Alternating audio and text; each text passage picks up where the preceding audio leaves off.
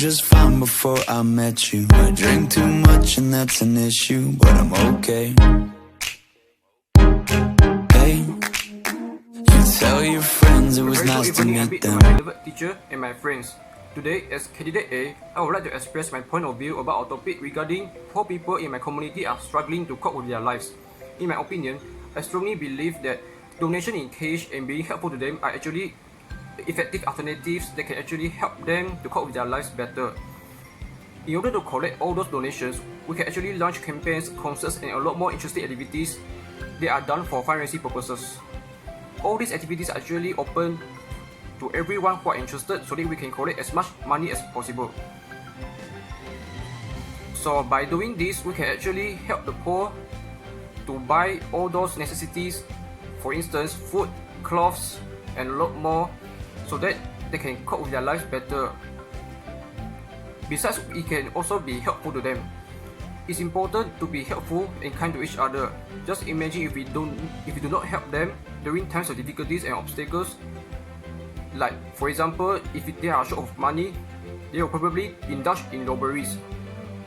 And this can even make the whole community even less peaceful, less harmonious, and a lot more chaotic.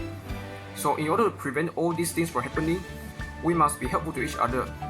Like the saying goes, kindness begets kindness. We never become poor by giving, as everyone mentioned by Ben Frank. By doing this, rest assured that all the whole community can actually live peacefully and harmoniously ever after. That's all from me. Thank you for listening. Assalamualaikum and a very good evening to my beloved teachers and friends. I am candidate B. So the topic today is about how to help the poor. So I am going to talk about providing the poor free homework guidance. So my first point is we can help the poor by getting volunteers to help out with homework at the community hall. The poor student can join the group and get help from their volunteers about their homework, schoolwork and assignment. Besides that, we can provide them useful and effective resources in terms of stationery, notes and modules from expert teacher.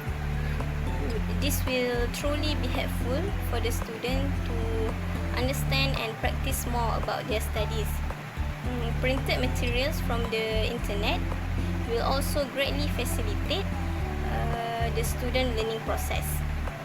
Last but not least, we can provide continuous and ongoing effort when to help the student when they are doing their homework. For example, the volunteers can come to the community hall to help the student twice a week. This is to ensure that the students truly understand and do well in their studies. Let me conclude by saying that providing free homework guidance is one of the best way to help the poor. That's all from me. Thank you. Assalamualaikum and hi everyone. My name is Shazmira and I'm candidate C. Today I'm going to talk about one of the ways on how we can help the poor. In my opinion, providing daycare services is an effective way to help the poor who are struggling with their lives.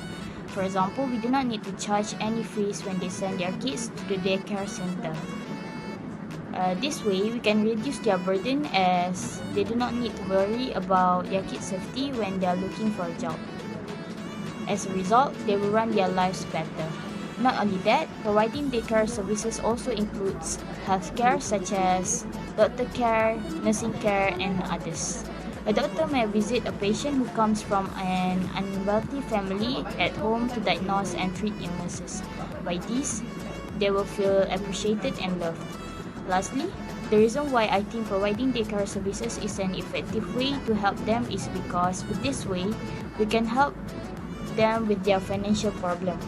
For instance, everyone who would like to be volunteers can donate their money as well as some food for the unwealthy family.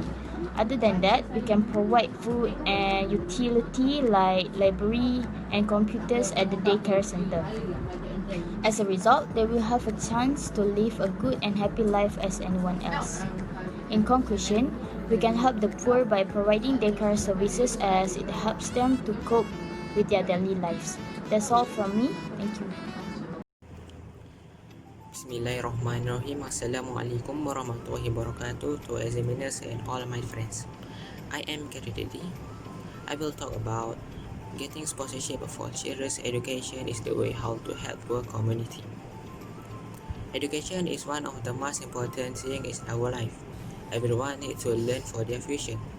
Unfortunately, not everyone get a good education in their life, like low income or poor community.